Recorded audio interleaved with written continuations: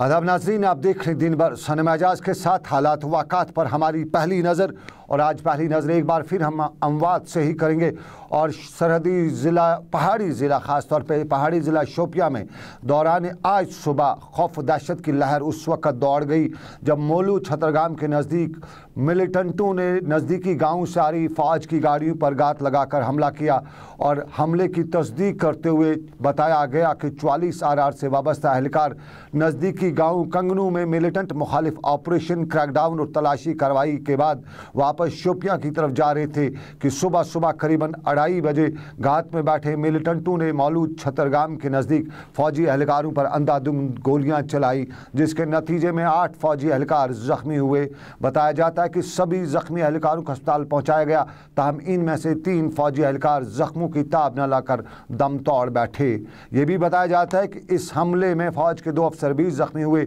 जबकि ज़ख्मी मारे गए एक फौजी एहलकार का ताल्लुक अनंतनाग ज़िले के मरहमा गांव से भी बताया जाता है। सभी ज़ख्मियों को श्रीनगर के फौजी अस्पताल पहुंचाया गया था, ताहम फौजी major Amardeep Singh, ballot number 70353, lance naik Ghulam Mohiuddin Rather, constable Vikar Singh गुर्जार और कांस्टेबल सुरजीत सिंह ज़ख्मों की ताब न लाते हुए दम तोड़ बैठे। बताया जाता है कि फौजी एहलकार एक मुश्तरका तलाशी कार्रवाई में हिस्सा लेने के बाद वापस आ रहे थे और उन पर ये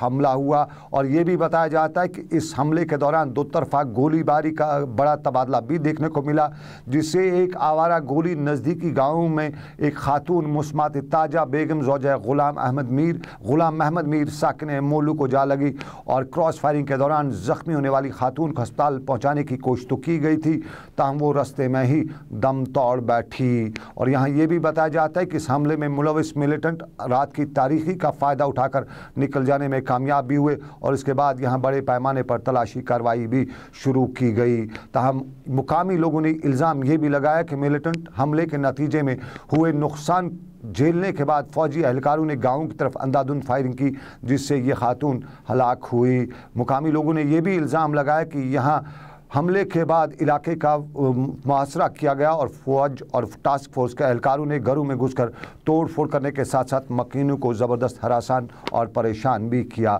मुकामी लोगों का इल्ज़ाम था कि यहाँ मुतअद्दिद गाड़ियों और मकानात के शीशे भी चकनाचूर किए गए, जबकि बताया ये भी गया कि यहाँ से कुछ लोगों को गिरफ्तार भी किया गया। इसी दौरान जान बाख हुई खातून के नमाज जनाजा में बड़ी तादाद में लोगों ने शिरकत की और नमाज जनाजा की अदायगी के साथ ही जान बाख खातून को सुपुर्द खाक भी किया गया। बताया जाता है कि मज़कूरा खातून की मौत उस वक़्त वाक़ा हुई जब वो अपने घर की खिड़की से बाहर की सूरत देख रही थी कि एक गोली उसको जा लगी। इस खातून की हिलाकत के बाद यहाँ एहतजाजों का सिलसिला भी देखने को मिला और यहाँ हालात काफ़ी कशीदा भी रहे।